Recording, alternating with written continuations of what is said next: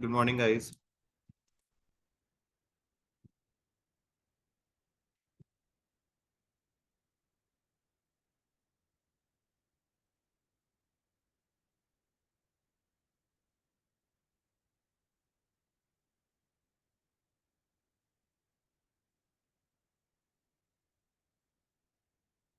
Morning.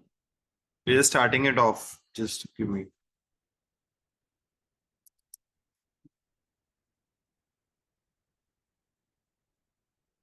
Just give me 2 minutes, okay? Give me just 2 minutes. So.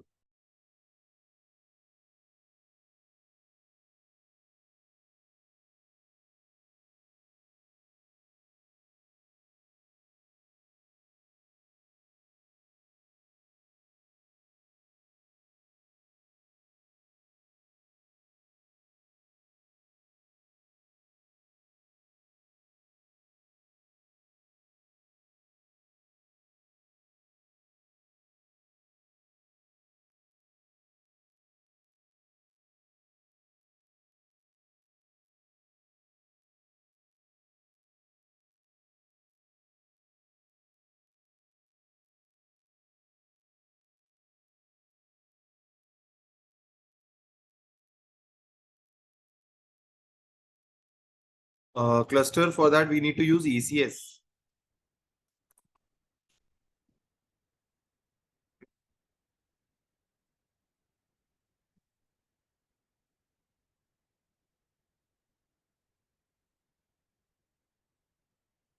Um,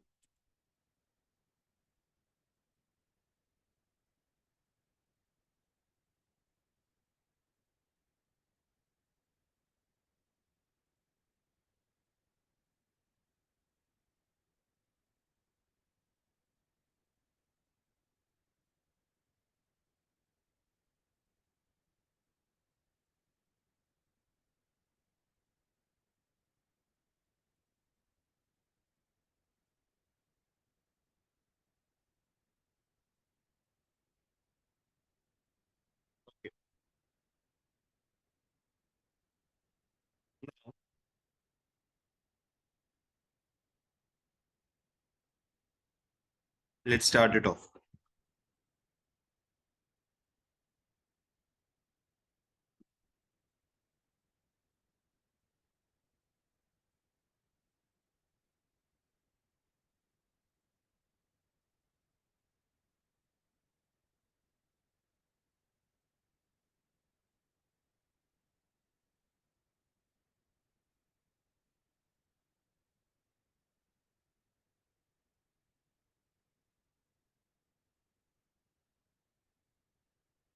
EBS we have seen yesterday. Okay. Now I will share this document. Share all the documents with you.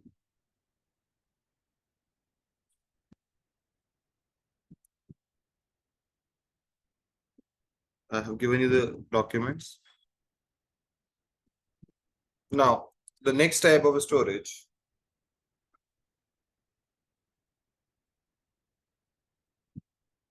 which comes is the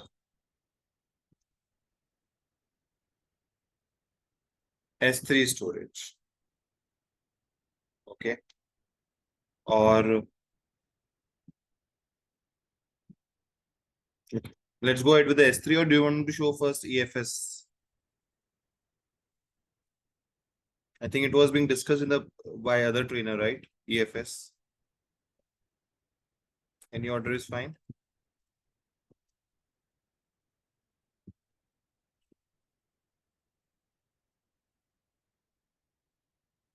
Then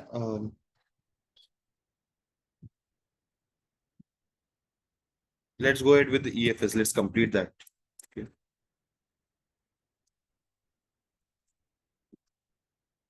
EFS, which is an elastic file system. Okay.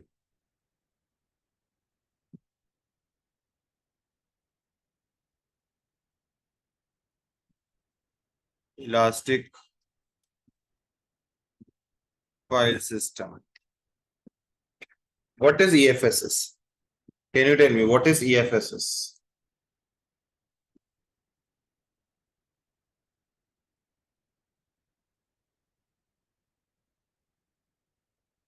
Can you tell me what is EFS?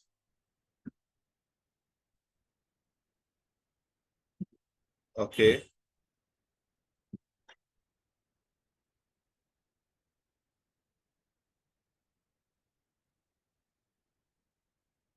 The storage across different instances. It's a non-bootable file system, network file system, storage available system across available across the regions.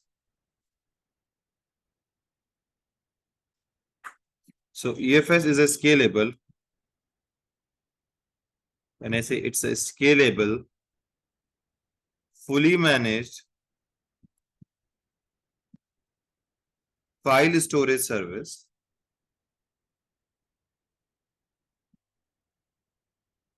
Okay. File storage service. It is basically used to allow multiple instances to create a file system. What does it do? It allows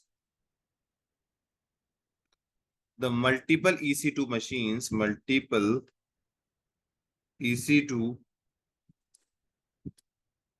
instances to access file system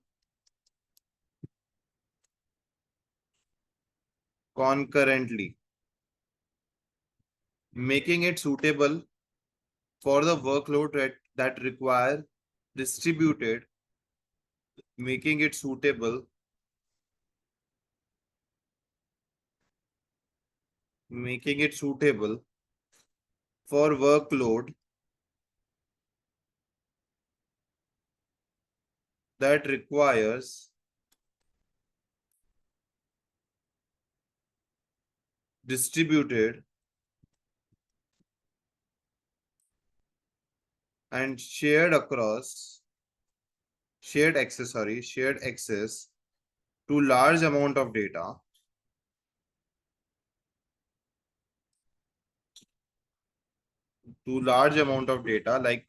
like you can have some big data analytics or content management or web serving. Like if I say web serving,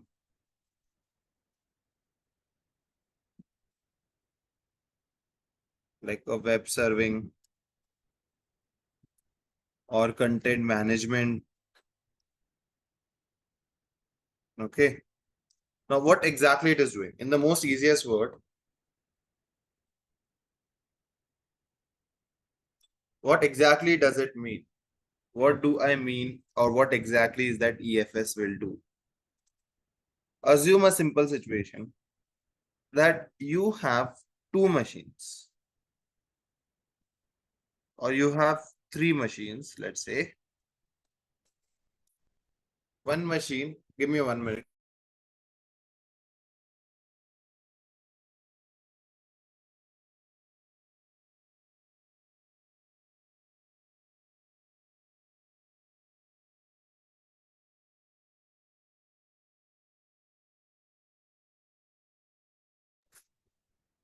So this is Akshat laptop.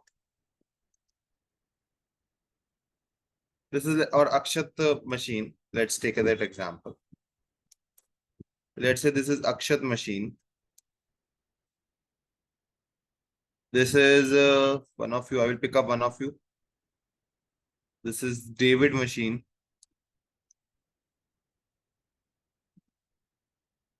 And this is Roshan machine. Okay. This is Roshan machine. Three people are there. We have three separate machines which is being present up. Now what is happening up is there was a file system. Okay. Now we were using an elastic file system. Now exactly let's talk about the problem statement also. Let's say there is a file which is of 10 terabytes.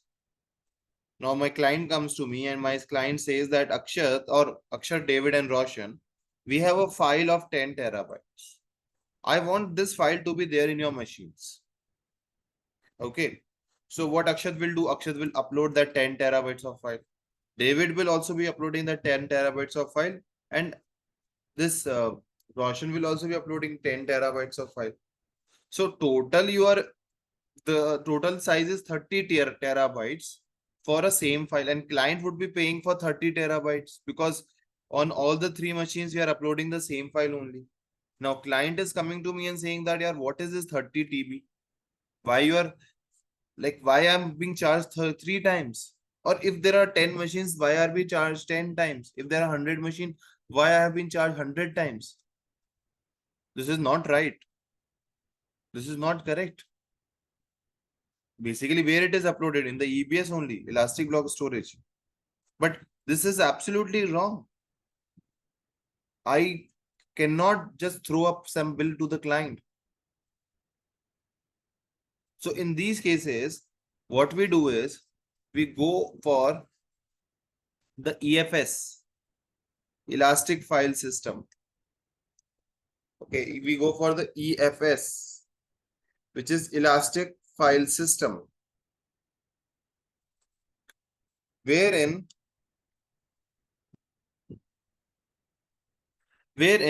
this time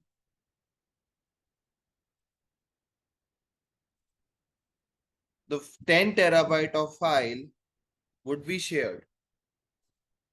Okay, in this EFS, and this machine, and this machine would be able to access this EFS storage. And if there is another files also, so like basically there's a EFS storage which is being created up where the file sharing will be happening up. So all the machines will be able to share the files. You are getting it? Please confirm yes or no.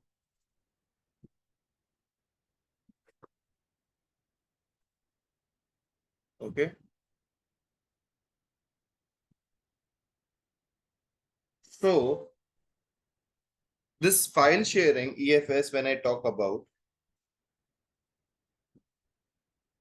what does it, what are the main features, or when I say some major features of EFS? Yeah, we don't define the size of EFS. It can automatically increase. Today you have 10 terabytes. So size of EFS would be 10 terabytes. Tomorrow you upload 15 terabytes more. So size would be 25 terabytes. It will the size is scale. Like you do not define the initial size of it. It will automatically scale it up. Okay.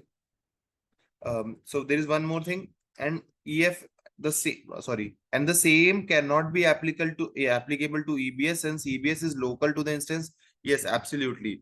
EBS earlier the EBS also came up with sharing system, but it was not successful. The sharing used to break. If you Google it, or you will find it, but it is not successful. So that's the reason why EFS is being used for that particular purpose. Now,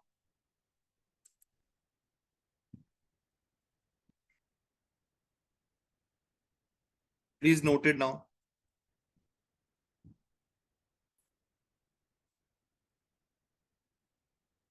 EBS, EFS, and S3, which one is economic? Economic. So it depends on the use case.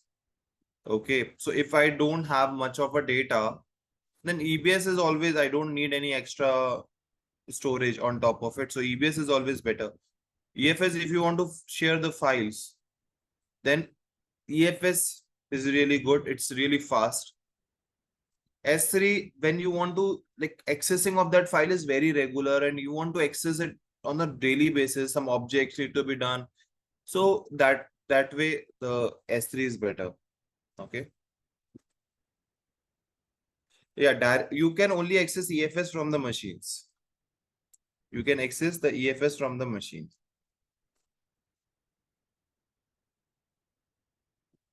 Yeah, I will talk about it. Allow me some time when I will talk about the features.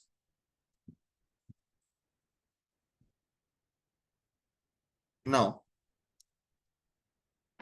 when I talk about the key features of this EFS, so in the EFS, what happens is it provides with a remote file access. It provides you with the remote file access. Now, what does it mean? No, let's not. Just a minute. I will talk about it a little later. Let me tell about the scalability because you were asking that question to me. Scalability.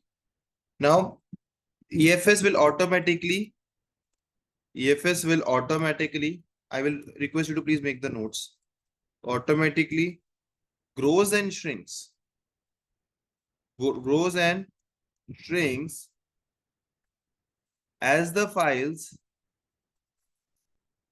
as the files are added or removed. So when you add add a file or remove the file, the EFS will automatically grow and shrink. So it is auto scaled basically. Scalability is there. Okay. Now, when I talk about the performance modes which is available, this will come up later, like when we will do the lab also. Can you tell me two types of performance modes which are available in EFS?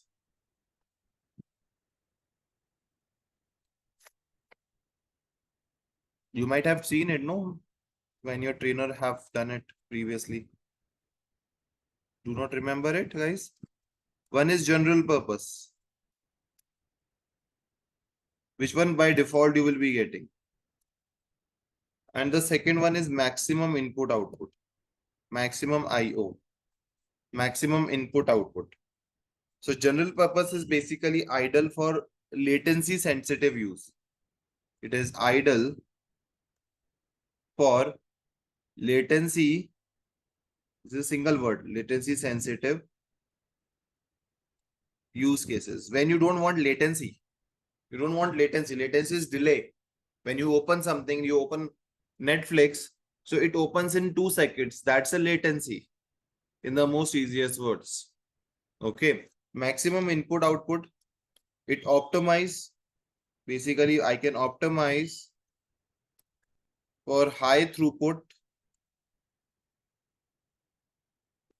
and high throughput, but here some latency can be expected.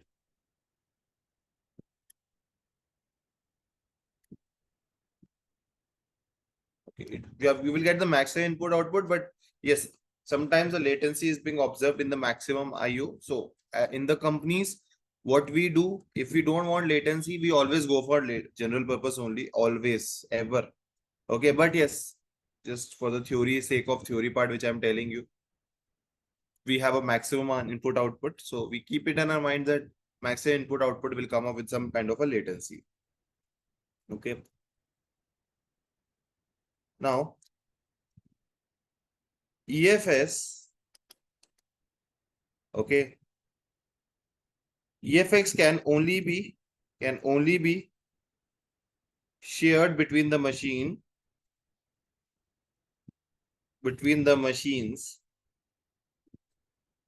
in same region, but have the same this network also, but with different availability zone. Like it could be in same also or different also. I will put slash same. Availability zone is that. But need to be in the same region. But need to be in same network. Same network. Just read it out once. If you're writing it, that's always good. Read it out once. I'm telling you these pointers. This will help you out. You mean VPC? Yes. Whenever I'm using the word network, since I have not talked about VPC, it is VPC only. But I will not be using the word VPC for now because we have not discussed that.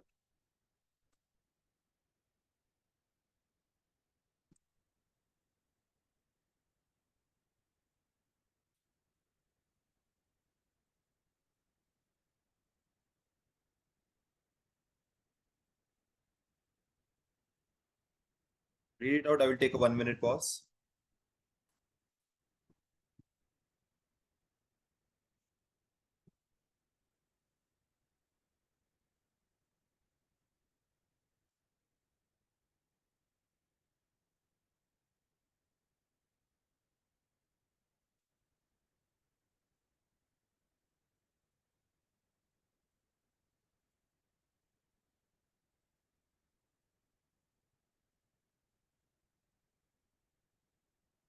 Is there any maximum limit for EFS volume? As such, Ernest, there is no maximum limit of which I'm aware of. So,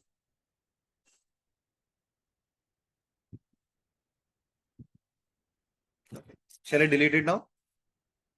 I hope you are writing the notes. Write it down. You will not find it anywhere. When you will Google it, you will find it in very difficult language.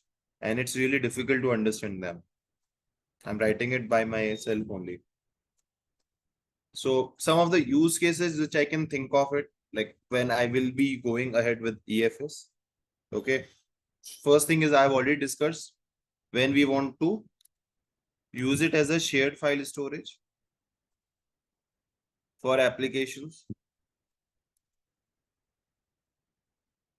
So here multiple EC2 instances can mount the same EFS, allowing them to share the data easily.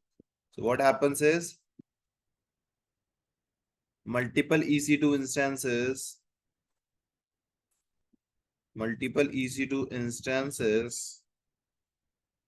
can mount the same EFS file system, okay, allowing them to share data easily. This is what happens. Okay. Also, when I can use it, so you see, I have never worked on migration. I really have majorly worked on the product-based companies. So I never got a chance because earlier, like when I joined Netflix, it was completely on cloud.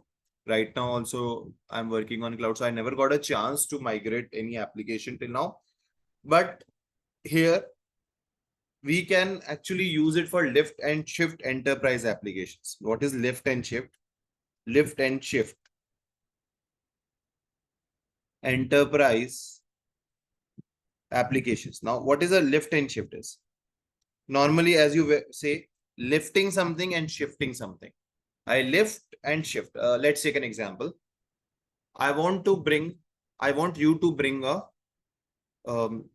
let's say,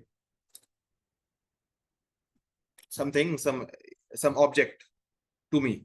So you will say, okay, I will lift it from my home and I will shift it to your place. Lift and shift. Same thing is happening here also. Lifting the application running on, let's say, on-prem and shifting it to your cloud. So it's suitable. I can say it is suitable for moving application to the cloud from other cloud to any cloud from on-prem, let's say. Let me write it in easy language. Okay, that rely on shared storage. Okay. Now the third thing, which is data analytics. Now the teams who are doing the data analytics or the analytics team, you might know that in your companies there would be business analyst, right? There's a profile named business analyst. So their task is to, and data analytics teams is also there. So their task is to analyze the data which is being presented. So EFS can serve as shared data storage. We really use it for this purpose, but yeah, we can serve as a shared data storage for analytics workload.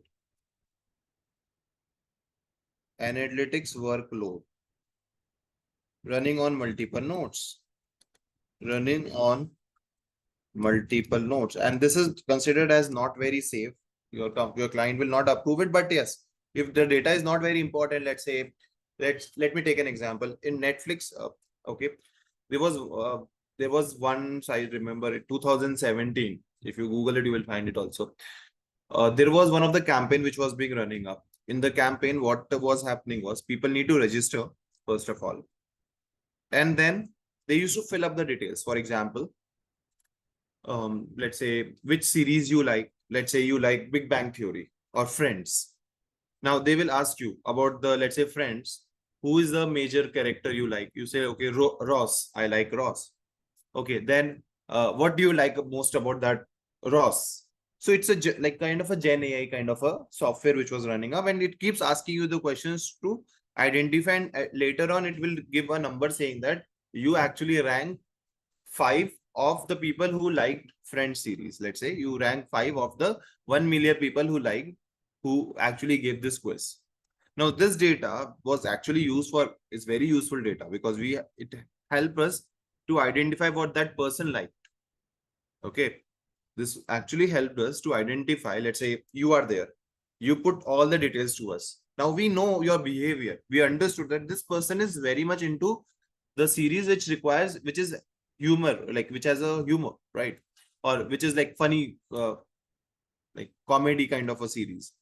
Now, in that case, we will, when you get any kind of marketing campaign from us, it will be majorly towards that that part only, keeping that thing in mind that okay, this person likes this specific set. Now, all these data, now I cannot put this data anywhere like that. Okay, because there was a lot of, Netflix is a big company. There was, if some free campaign is going up, we can expect like millions of entries coming up. So in that case, we actually use S3, but in that case, what you can do, you can actually put it on EFS also. You can put it on EFS. So the data is coming up, it is putting to EFS. My other servers, which are basically the data analytics team who are analyzing the data, they would be using SQL or something.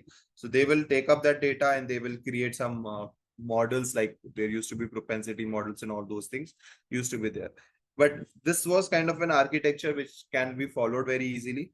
Okay, and generally some not so important data for, like say, this kind of data which is really not that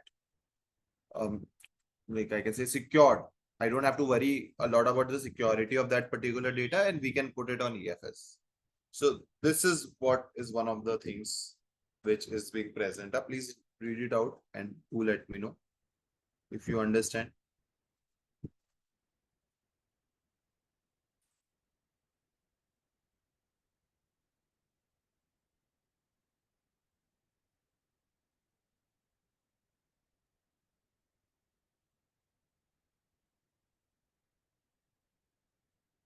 Oh, sorry.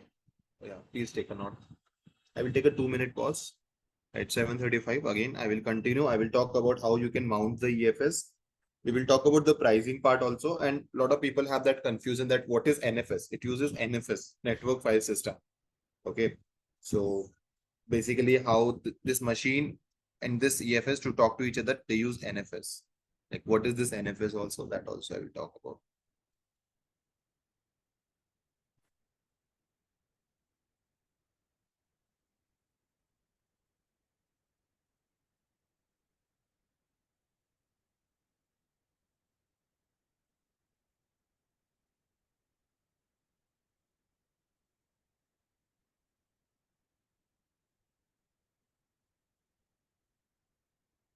Saurabh, are you there? I have shared the link. You have received it. Saurabh, you have received it. Okay. Now, perfect. No problem.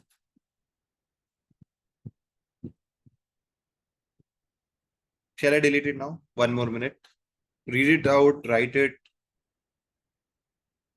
Use these notes for revision purposes.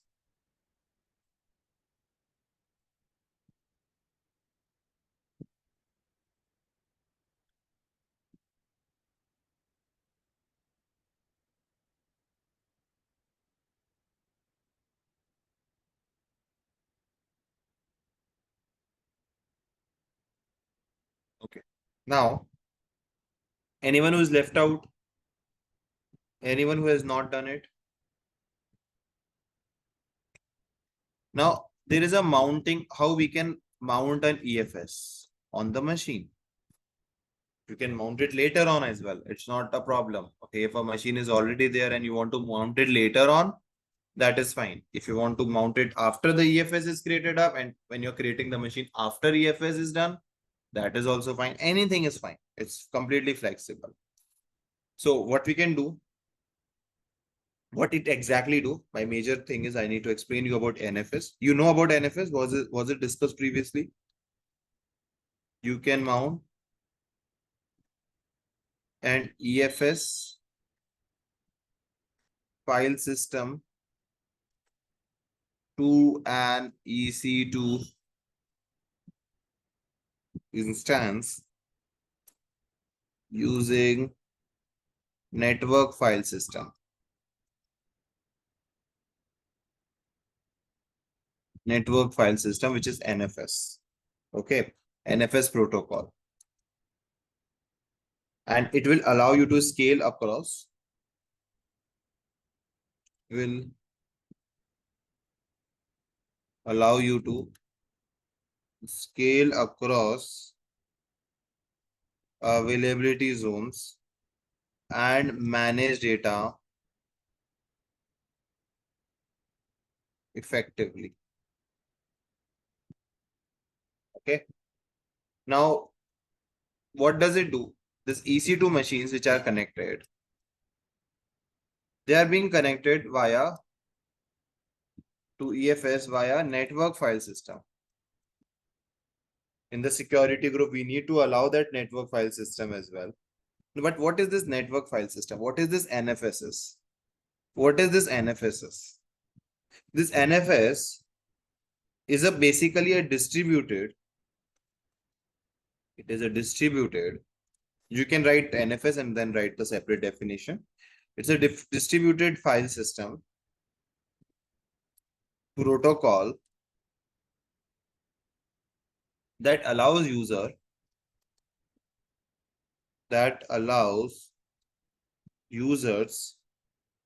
to access and share the files over a network as if they were located on a local machine. This is what happens in the distributed file system. I will be sharing you the notes of EFS, but the notes which I will be sharing you is using a little different pattern, and I will be showing you with a different pattern today, so that you have an understanding of both the things. Okay, live class will be little different. The process will be little different. Okay, and the notes are little different. So when you try doing notes, you will automatically realize that okay, we are using EFS in a different way, and in the class it's being done in a different way. So both the things you will understand.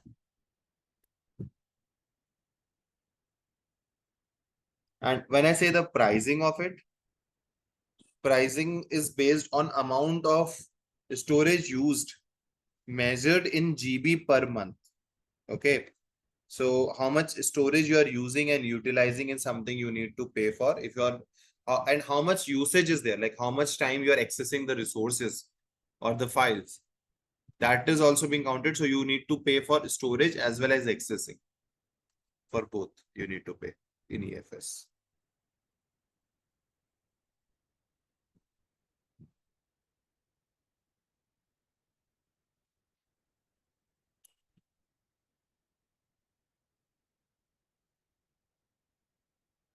Please read it out and then we're going to continue next 1 minute. Tell me if you are able to get it.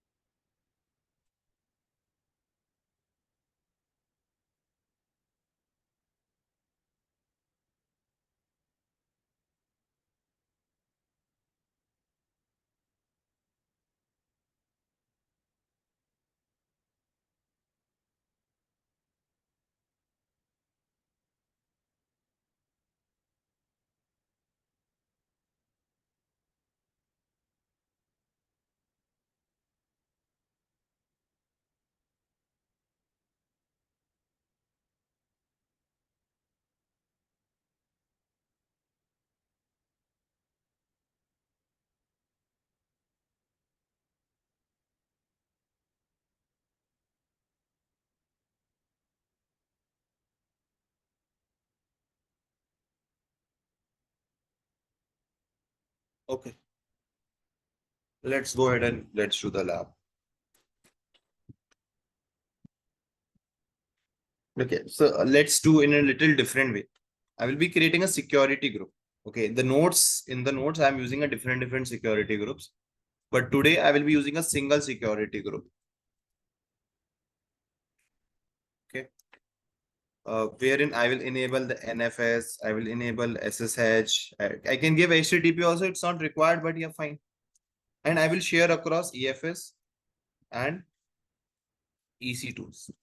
Let's check it out once, because with this you will understand security group creations also. So I will go to EC2. It's a virtual servers in the cloud.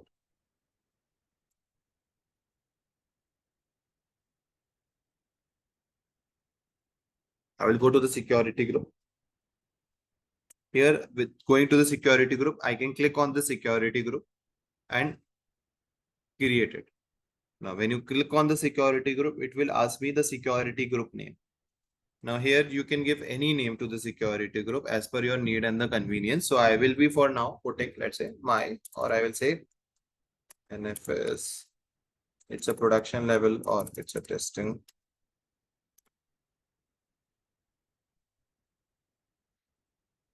Oh, sorry. I should not be using and showing that part. Okay, NFS testing. It allows the NFS to, or it allows NFS. You have to put description, that's mandatory. Allows NFS or like I'll just write NFS security. It will be a part of the default VPC only. Inbound rule, I will have to add some rules here. First of all, NFS. There's an NFS rule which works on port 2049. Basically, my system will only use NFS. Okay. Then SSH. Okay, we will be using SSH. SSH. If you want to put HTTP, you can use it. It's completely your choice. For now, I'm not putting HTTP. It's fine. Oh, we need to use because we need to install the AWS config if we are going AWS console. So for that, I will need it once. Create a security group.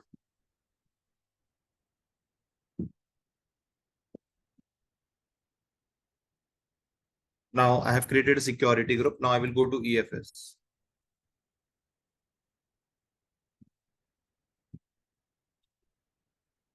Okay. I created on 11th August. Okay. I will create one more. I will be creating a EFS here. Okay. So I'll create an EFS. Now when you click on this EFS, the first thing is it will be asking you the name. Now, you have to put some name. Let's suppose I'm using EFS testing.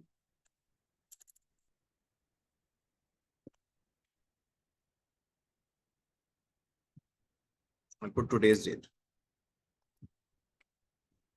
Now, here it will belong to this VPC. You can directly create it also, but I will be customizing it to see what all things we have it in the EFS. I will customize it. Now, when you customize it, you will see two options. One is regional and one is one zone. Can you tell me what is a regional and what is one zone here? What is regional and what is one zone?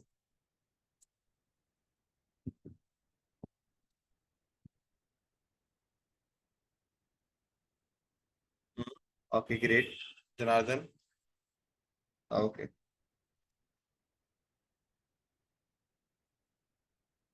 So here, so data is shared or data is, okay, stored across multiple availability zones. Across multiple availability zones. So what happens is, actually in this case, what exactly happens is,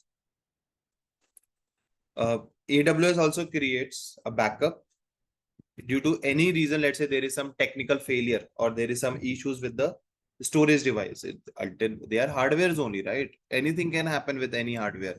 So in that case, your data should not be lost.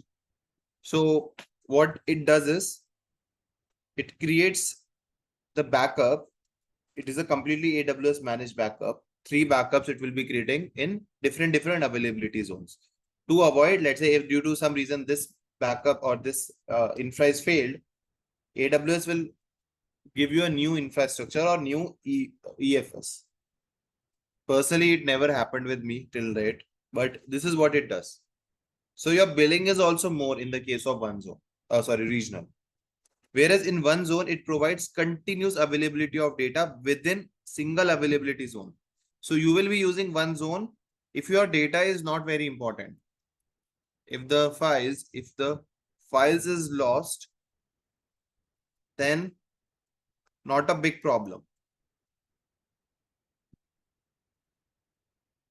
Because here, if you select it by default on the backend, there's an agreement between you and AWS is being signed saying that if the data is lost because of AWS mistake also, AWS, you cannot go and file a case against AWS. That is one thing. Okay. Whereas in the case of region, the data is stored across multiple availability zones. I mean to say the backup is being created across multiple availability zones.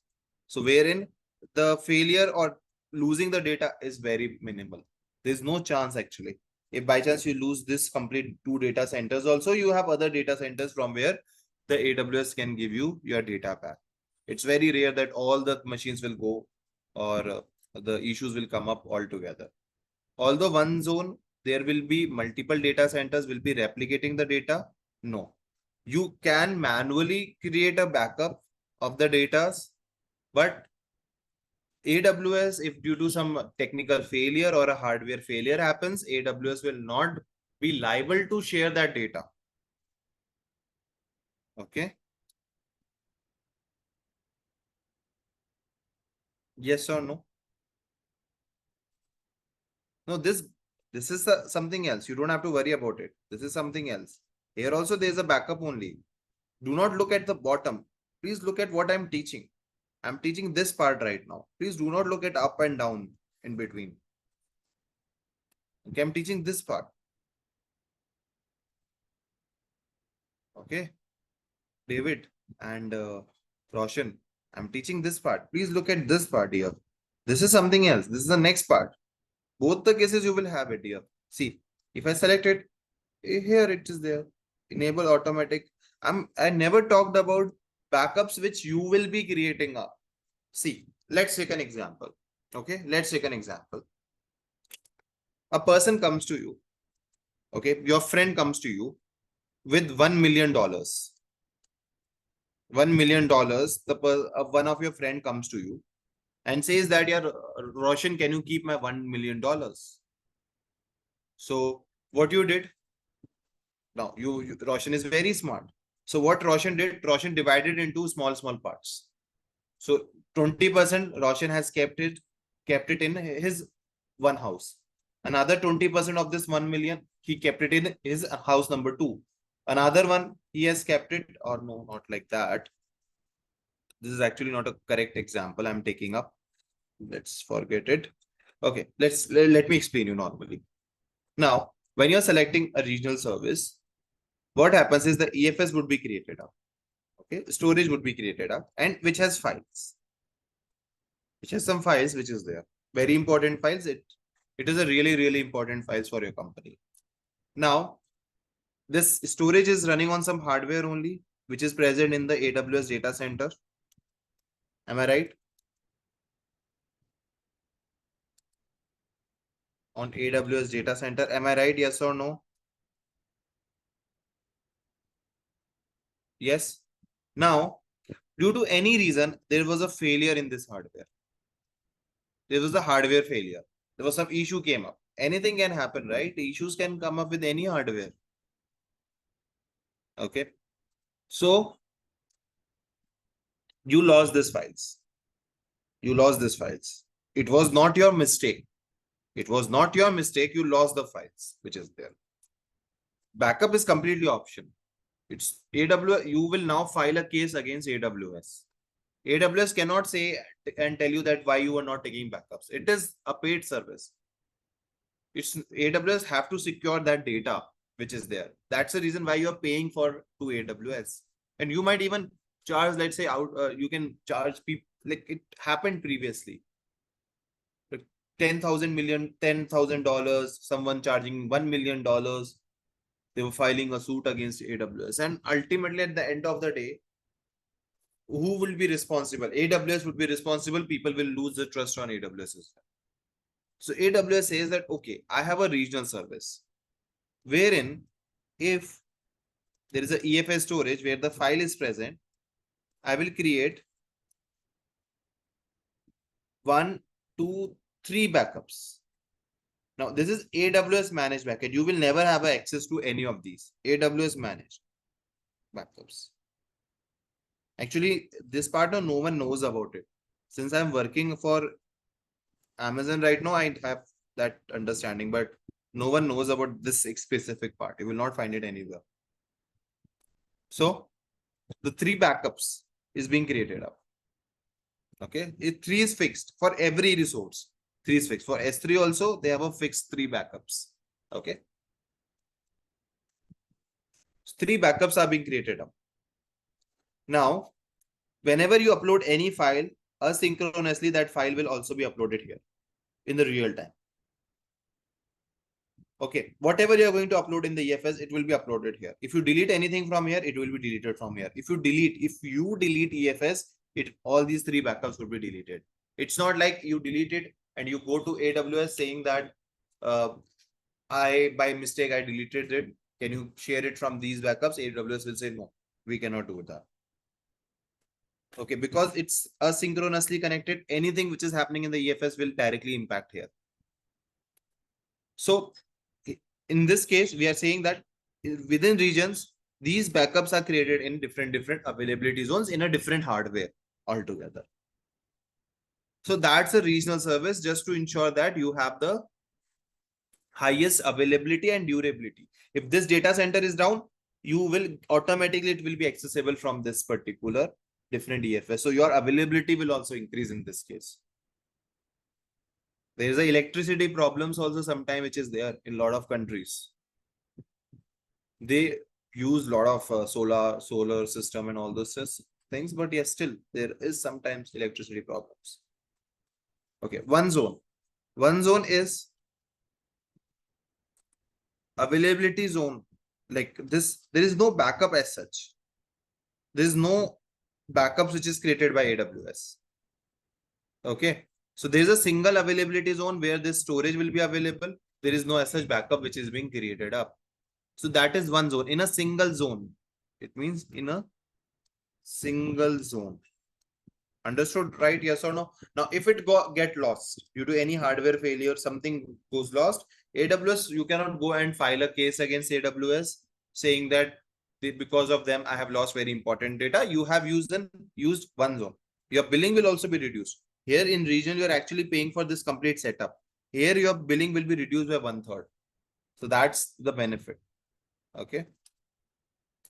Data center has always a backup for the electricity. Yeah, I know that. Obviously, they will have a backup for the electricity, but I'm talking about the situation when there is no electricity for 3 to 4 days. That is what I'm talking about. When, let's say, the floods are there or some severe earthquake can come up. So in those cases, also the situations need to be handled now. So for that situation, because your company will always think about the worst situations also. That if the worst situation will come up, what would be our backup plan? So that also need to be decided. Okay.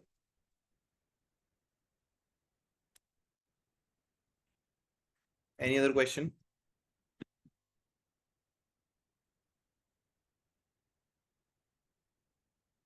Now,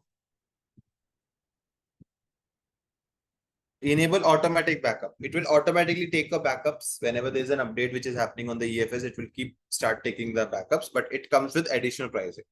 You need to pay extra pricing to use or to utilize this cost.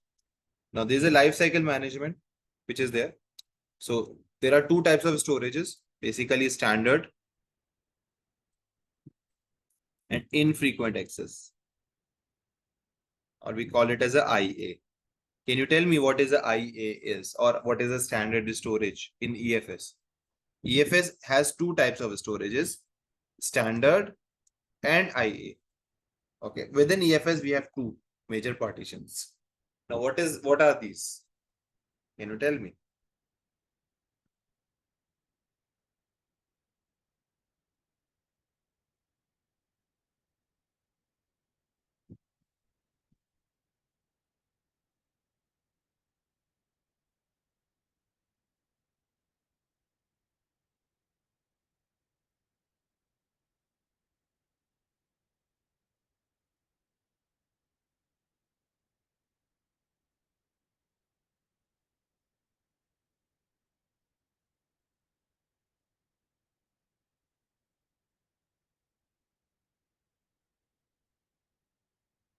Now,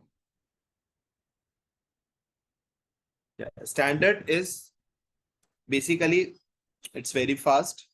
IA is also very fast. But since I told you very clearly, you need to pay. Okay, you need to pay for both accessing as well as storage in EFS. The billing would be you need to pay for accessing and storage both. You need to pay for accessing and the storage. So in case of standard, what happens is you will put the data, which you access frequently, because here the accessing cost is less. Accessing cost is less. Let's say if you are accessing a particular file very regularly, then you will put it in a standard. Infrequent, you will put the files, you will put the data or the files which you access very frequently. Okay, because storage charges is less. Because storage charges are less and accessing cost is more. Read it out once. Oh. Now, read it out once.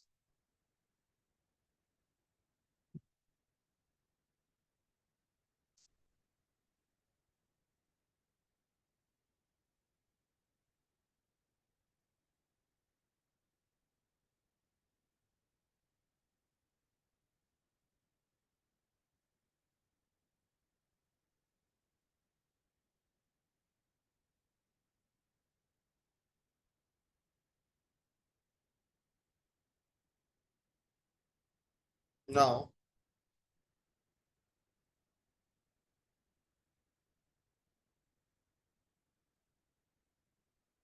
not very frequently, yes.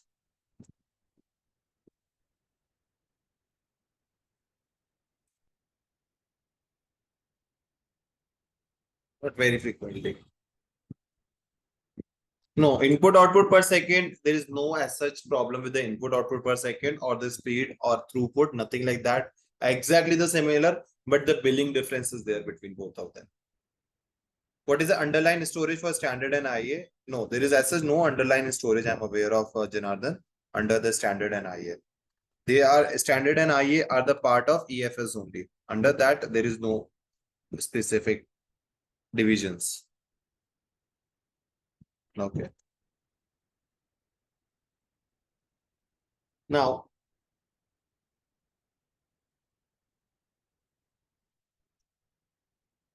yeah, the archive is also there, but we rarely use archive. So transition into infrequent. So if I'm not using the data for 30 days, it will move to IA. Okay. So I can just select the time duration here. Let's say if I'm not accessing the data for 7 days, it will be moved to IA. Then if I'm not putting it for 90 days, then it will be moved to IA. Then 270 days, it will be moved to IA. Archive, I can select it. Now, archive is something which we do not use it, but you can select it. Archive is the slowest. You will have the speed issues with the archive. It's a very slow storage. Okay, so it is a different partition, which is archive. We generally do not use it, but yeah, you can select it off. If you're not accessing the data for 60 days, you can move it to archive. But such kind of data we prefer to put it in S3, not here, because it's little costlier. Now transition to IA on the first axis. As soon as I access that object first time, it will automatically move to IA, the standard storage. So I can select the time duration as per my need and the requirement.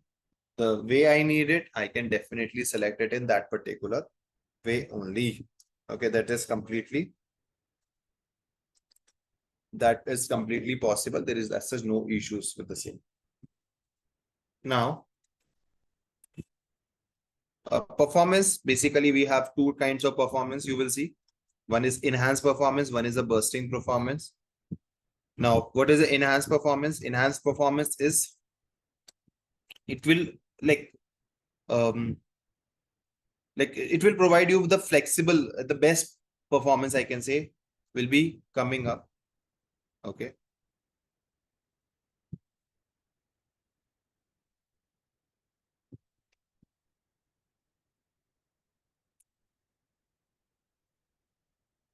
Now, there's an enhanced performance.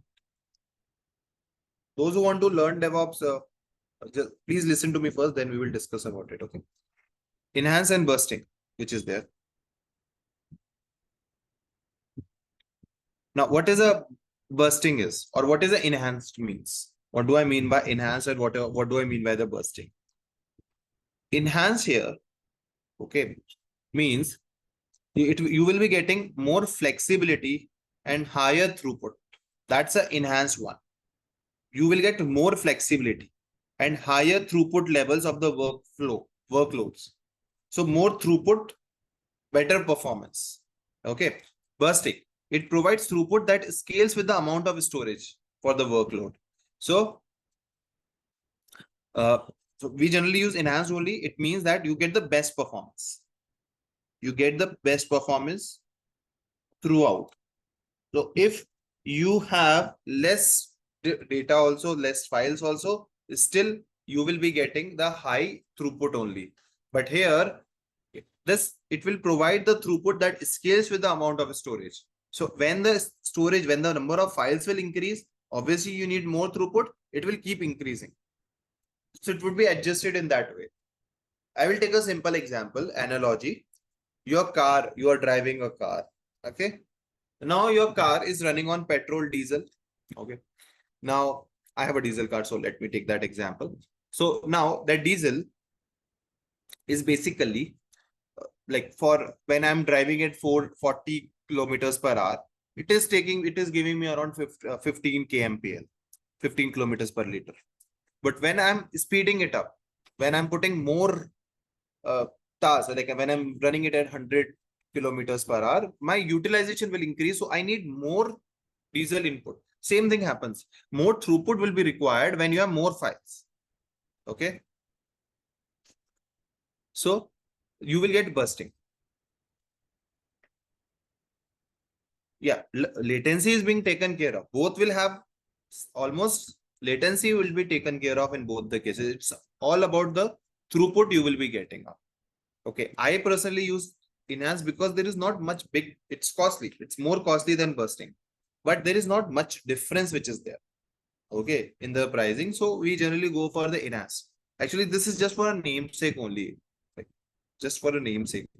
We need not even bother about these stuff. Whenever we work in the real time, no, we know, and this you don't have to do it every day. Like last time when I did it, it was in last year. This year, so I never got a chance unless I am in the training. I never actually did it in the company. Okay, it's not clear. No problem. Here in the bursting, see what happens in the bursting is basically it. See, when you have less files, your throughput is less. Okay. Your throughput would be less. This is exactly not the very correct word to write it, but yeah, your throughput would be less, which means you will not get as same throughput as you should be getting it up, because it provides throughput that scales with the amount of storage of the workload. So if you're going with some basic, like if you don't have any problem with the basic performance, then you can go with the bursting one. The pricing is less. Pricing is less because it does not provide you with the best throughput. Okay. But if I talk about, okay, if I talk about the another one, just a minute. Okay, if I talk about the enhanced one means it will provide you with the best, or it will provide you with the best throughput. If the file is less, if the number of files are less, then you will still be getting higher throughput levels for the workloads. Now, what is a throughput is? Those who are getting confused with the throughput. Throughput is amount of data that is being transferred over a network in a given amount of time. So it basically means it refers to amount of data, okay, that is transferred or processed over a network in a given amount of time. Given amount of time. So it will scale. Throughput will scale. Like you have more file, you need uh, the data processing, you need more data processing, you need more throughput. You have more files, you have 100 GB of files, you have 10 terabytes of files, you need more throughput. In bursting, it will automatically set it up. When there is less files, you will have the less throughput. Okay, it will adjust, it will be adjusted. But what we have personally observed is in bursting, when there are less number of files, more than 20 GB, then there's a speed lags which comes up, which are major lags. Okay. Enhance will provide you with the best throughput throughout. If you have less files and more files, you will get the best processing speed. You will have more billables, but you will be having the best processing speed altogether. Okay. You got it right, guys. Yes or no? I'm trying to explain it in a much more easy way. You're not getting it, this part.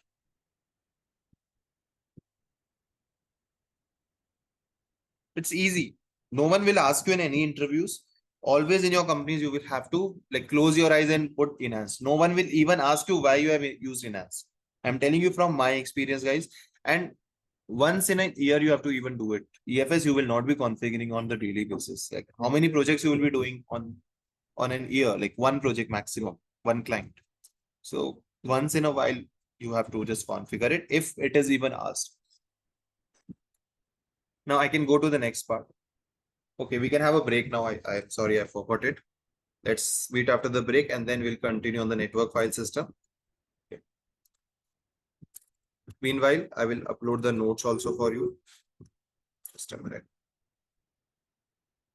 What's the name? It's EFS.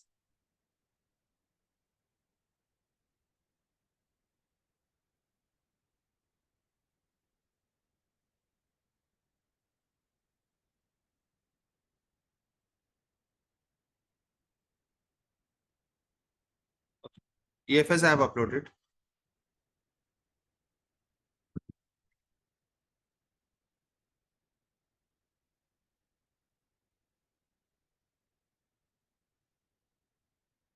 I have uploaded EFS also. Please check it out.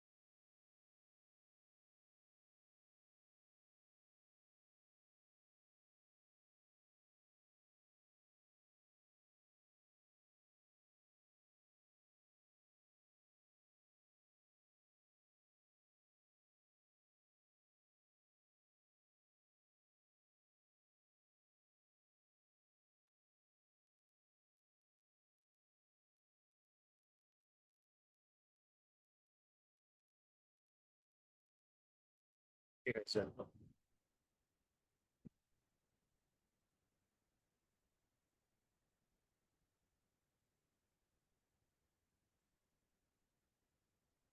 now go to EFS. Now, where we need to mount the target, the NFS, right? We need to provide the NFS endpoint. So I will be selecting the security group, which I have just now created it. I can select multiple security groups also, but I will be using the security group, which I have created just now with the name EFS, I guess. Yeah, this one, EFS security group. So my machine could be at any location. So I'm just putting up the security group here, which will allow me to do an NFS, network file system. So I need to select the security group. You will select the security group.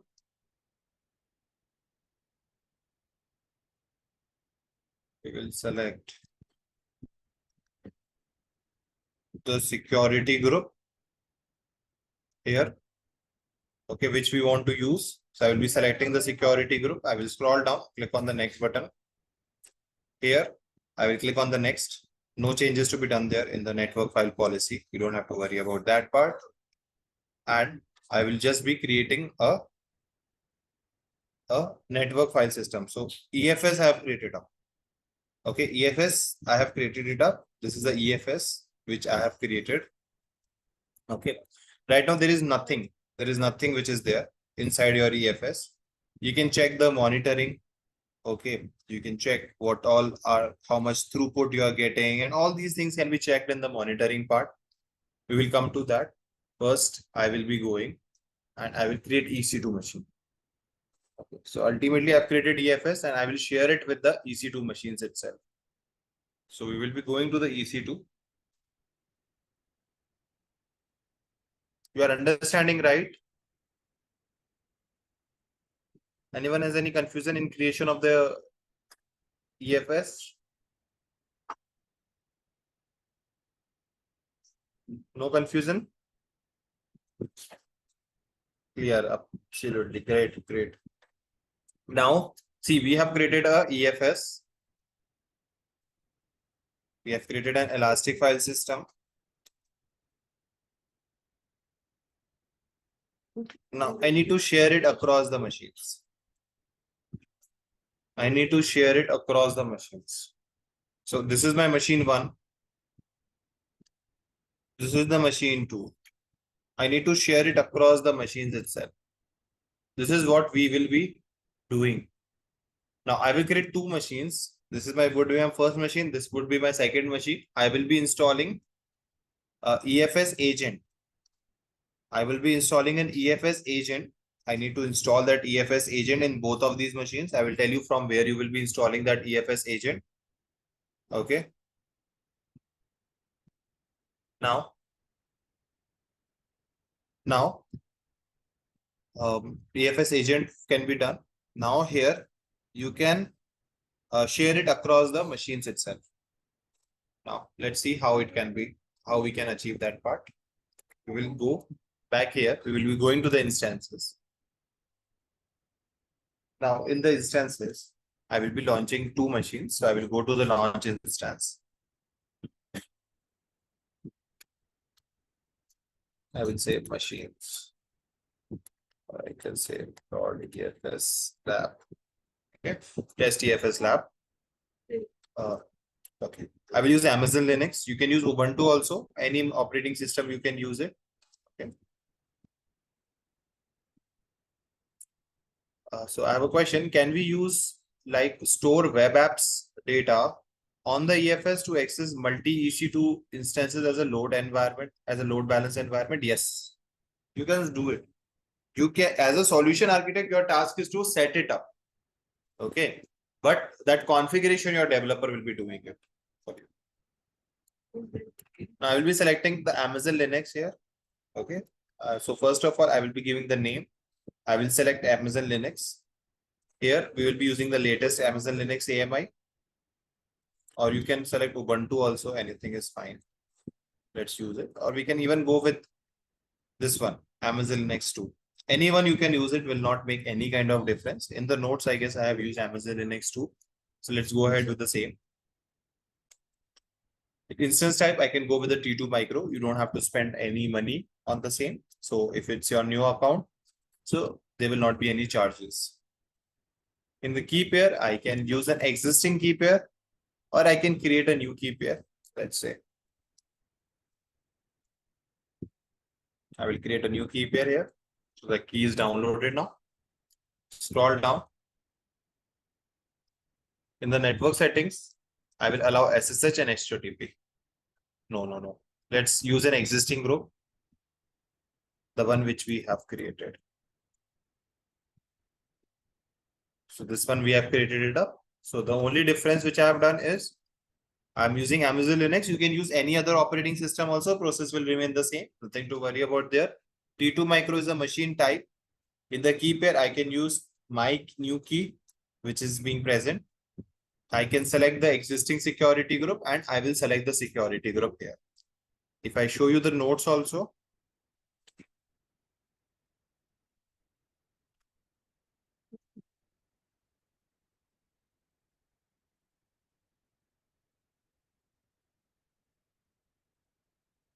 okay, see. Here I mentioned everything. Everything I have mentioned it.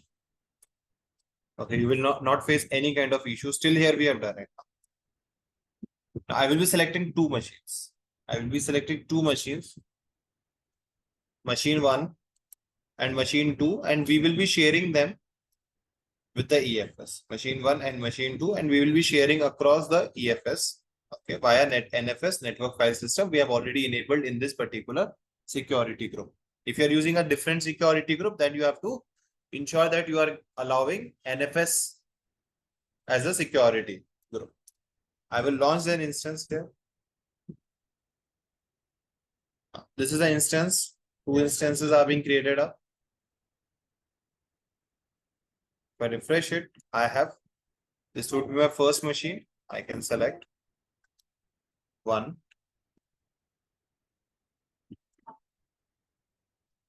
And this is a second machine. I will say 2. Or I will just give a complete different name. Okay. So that you can understand. Machine 1. Okay. This is machine 2.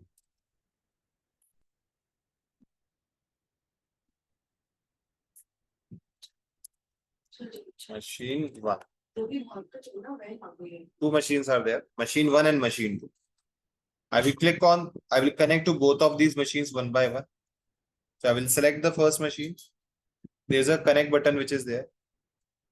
I will scroll down and click on the connect button.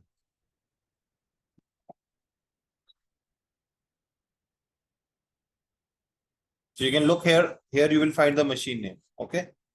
Similarly, I will go to the machine 2 also. I will click on the connect on the machine 2. So I will be selecting machine 2 here. Click on the connect button. EC2 instance connect and scroll down and I will click on this machine 2 as well. Okay, see, this is machine 2. This is machine 2, machine 1. We need to install the agent in both of these machines. We need to install an agent in both of these machines. So I will use sudo su. And in both of these machines, sudo is super user access. We have already seen it in the previous classes. Now we need to install the EFS agent. Okay. Now from where you will get it? Where you will get it? So you will see an attach option. Now if you go to your EFS, if you go to this EFS here, your file systems, you will enter inside your EFS, this EFS test. Here you will see an option of attaching on the top. Here you will see an option of attach. I need to attach an EFS, elastic file system. Okay. Now I will click on this attach. Now, but here also there is nothing which is there.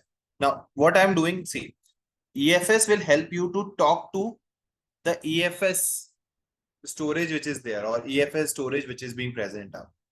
Your system should understand, right? Your system should understand that that there is we need to talk to the EFS. Your machine should understand.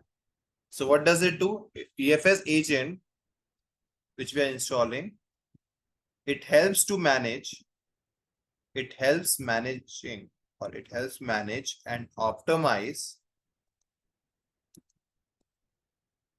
the mounting and use EFS on your EC2. EC2. So if you want to use EFS in your EC2 machines, then you have to install this agent, kind of a like a supporting software which is there. Okay. Now here also there is no, you will not see any code to download the agent. But if you click here, in my notes, everything is mentioned. Okay, if you click here, you will enter inside this page, the documentation. Yes, it's mandatory to install the agent. Now you will see installing the first link which will come up, Amazon EFS utilities. To mount the EFS, we recommend that you use EFS mount helper. The mount helper will yes. So mount helper is a part of an open source collection. Okay, that is installed when you install the EFS client. So this EFS client, we need to install it, which helps us to use EFS in our machines. As simple as that. So we will click on this installing the Amazon EFS. Okay. Here, when you scroll down, you will see the commands. There is a command gone.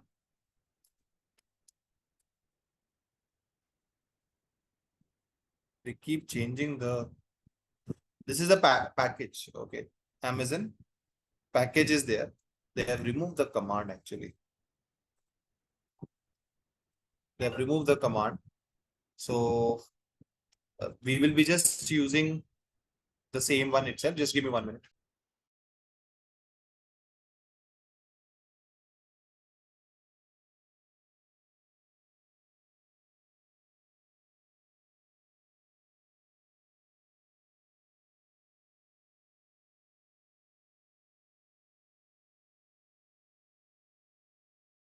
Hear me, guys? I'm sorry. Now, here we need to install this Amazon EFS utilities. Now, what would be the command? Can you tell me the command which we will be using to install it?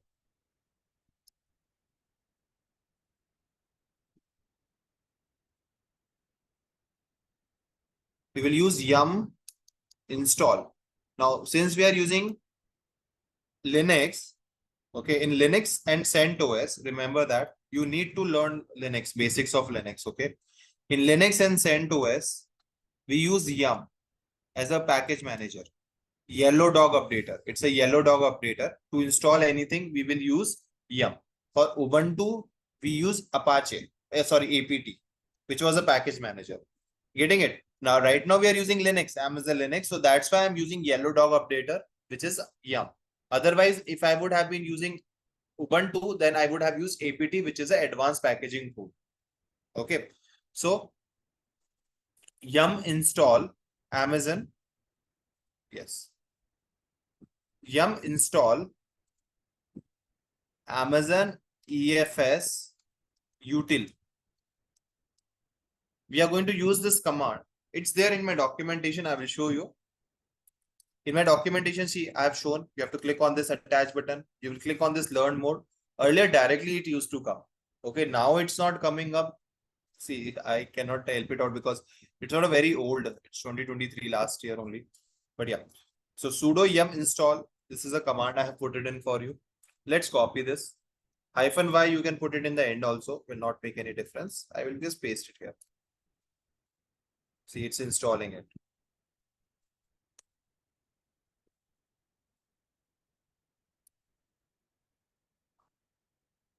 We have installed this. Now, in both of them, I have installed the utilities. This is my machine 1. I have run the same command. In the machine 2 also, I have run the same command. Now, when you go back to the connect button, okay, attach button, sorry, you will see that there is this command, which is any command you can use. I use this command only, will not make any difference. I'm going to mount the EFS. This is the EFS ID. EFS ID. And this is a directory inside my machine, which would be mounted with EFS. Check it out what I'm writing it here. It's a directory. This is a directory. Okay, which would be a mount point, yes, which would be mounted with the EFS. So if I take an example, I have two machines. Here, here I have created a directory. I have a EFS. I've created a directory named, let's say, Add Eureka. This is a Add Eureka directory. Here I have made an Akshat directory. So when I will run this command in this machine, I will change it to Add Eureka. When I run it, it will be connected. When I run it here, I will change it to Akshat. I can connect it here also.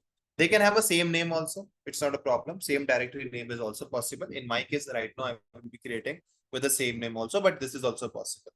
Okay. So here it's a directory name can be changed. So if I'm using Add Eureka, I will just replace it with Add Eureka here. If it is Akshat, I can replace it with Akshat.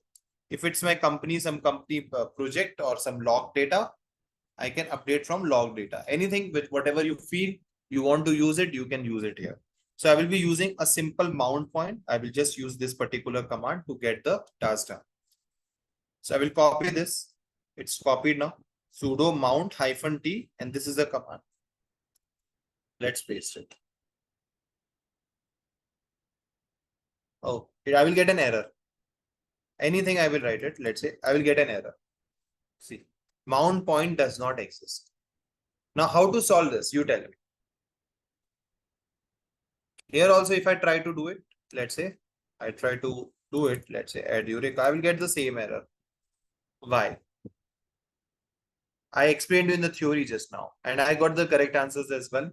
Guys, when I'm asking any questions, please try to give it or send it only to me, because the whole relevance of my question is gone as soon as you put it to everyone, because you give the correct answer only every. Okay, so please try to send it to me first.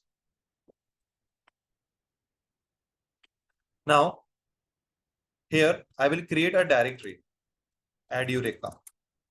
I will create mkdir Add Eureka, where I will be creating a directory. As I've already said, directory is like a folder. In Windows, you have a folder, right? That's a directory in this. So I will press enter. Sorry, I will press enter. Here also, I will press enter.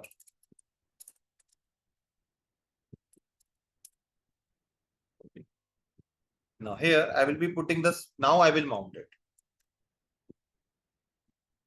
I will mount it here. Okay. Here also, I will mount it. Now, in the previous class, guys, where exactly the error was coming up? You told me, no, that there was an error coming up. Where exactly was the error? Which step the error was there? I didn't got a chance to check the recordings.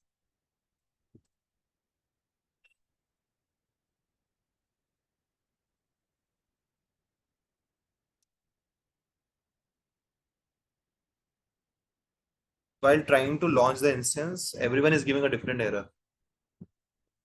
Except during the EFS in the security part. Now you have understood, no? You got it, how I resolved it. Like, what is the difference between the previous and this video? You got that issue, right? Okay. And if you can tell me when that topic was being discussed, I will also check it out and try to identify what was a problem.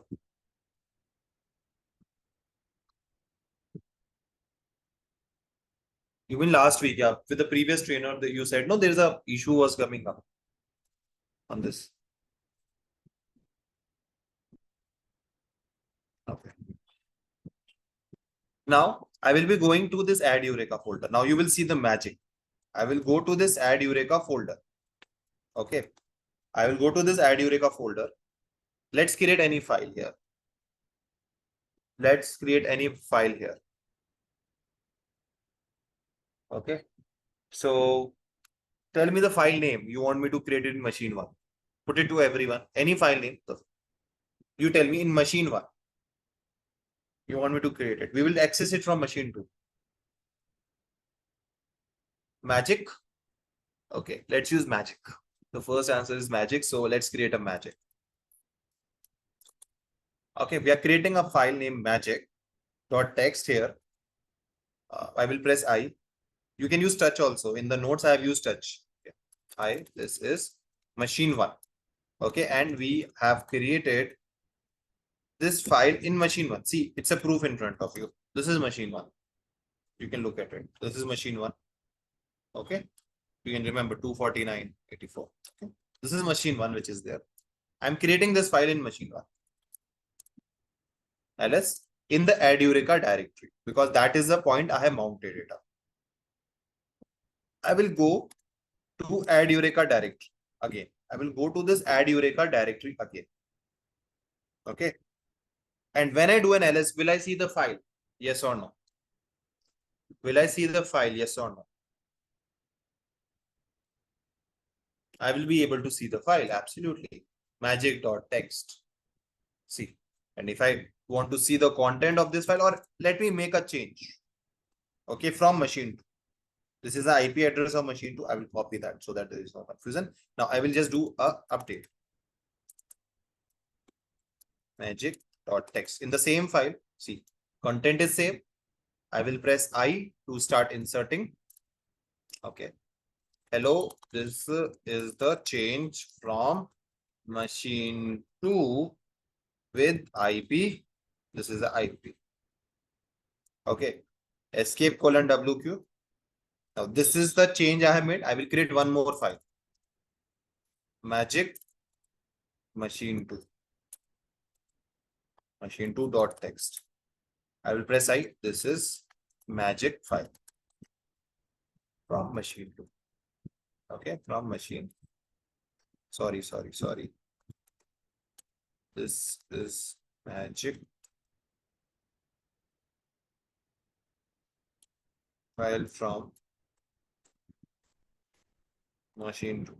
Escape : WQ, save and quit. Okay, so I have two changes. Now I will go back to machine 1. This is my machine 1 again. You can have a look at it.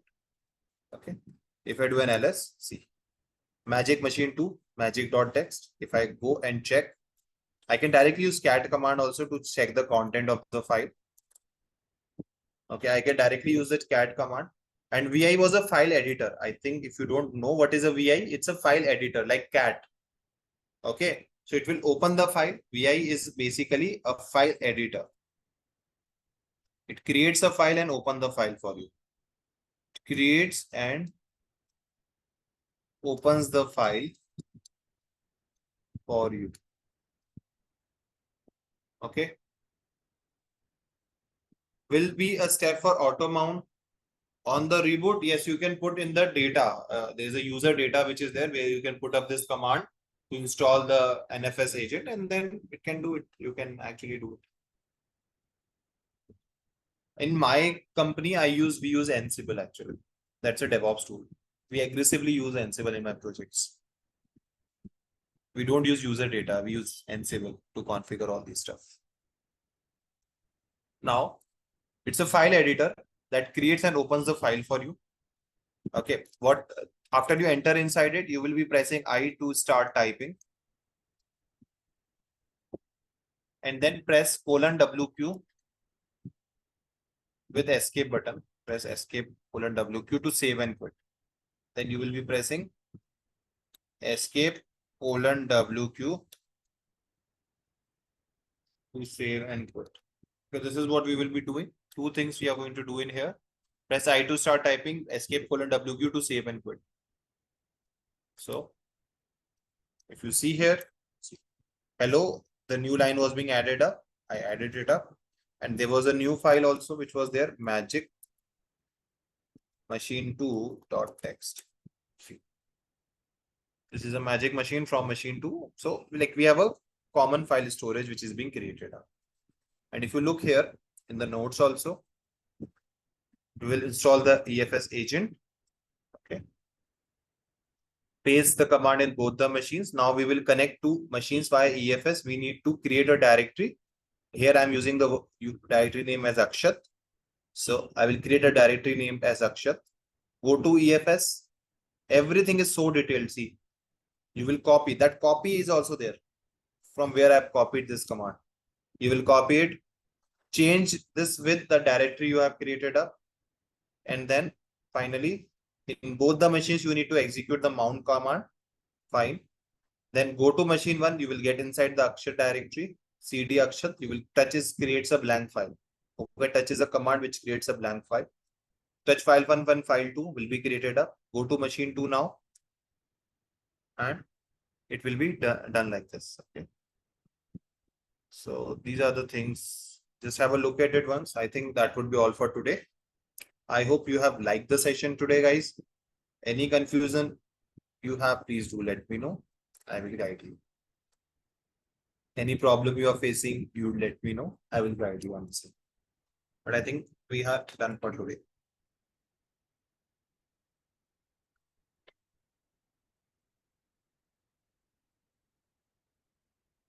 Have a look at it. I am notes also you were asking, I have uploaded. If I have anything else, I will also upload more notes on the same. Here it is. Any questions you have, you can ask here. Otherwise, you can leave for the day, guys. Thank you. Thank you. Thank you. One question just waited. Yes, we have not used EBS anywhere.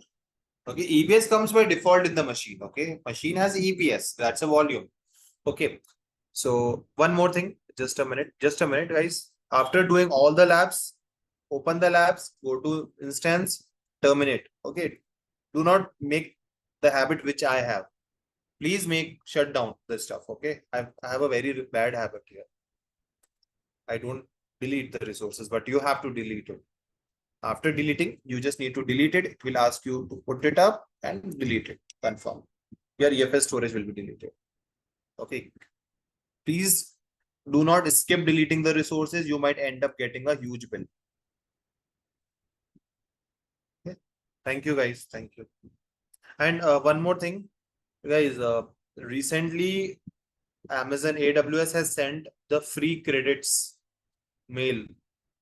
Check it out if you have received the same. I think $300 credits, you might receive it for free. If you have to claim it, do not write that you are learning AWS. Write that you are developing an application. For that purpose, you are using AWS. Then only they will give you free credits. If you put that I'm learning AWS, then they will not give you the free credits. So anytime, whenever you get a mail for free credits, put that you are working on some application and you are deploying it on AWS. So for that purpose, you are using AWS. They will ask you the purpose to give you the free credits. Okay. Yeah, I will do that, Nitesh. I'm sorry, today also I was not able to do it. S3, then we will do it. But I will tell you one method how you can, like for one time, you can get your complete amount reimbursed. Okay. There's a method. You can reimburse your amount. I have, see, if I show you my billing, no, I have $300 credit. My account is actually free. My company pays me. But for you, but still, I don't send the bills to my company. If you see, I have a credit of $300. See, this much is being spent, but I do have a credit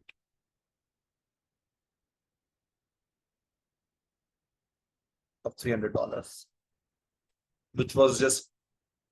which will expire on 2025 next year. So I don't have to worry about that. No, you cannot extend the free account. It's not possible. It's not possible to extend the free account. It's not possible to extend the free account altogether.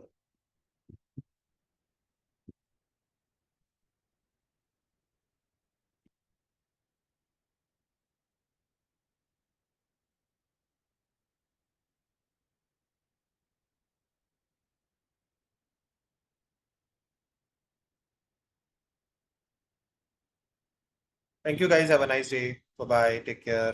Okay. Nice. I will guide you on that in the next class. Okay. Storage volume that we attach to instance, can we apply EFS to that? No. EFS is not a root storage. You need to have a EBS for that. So.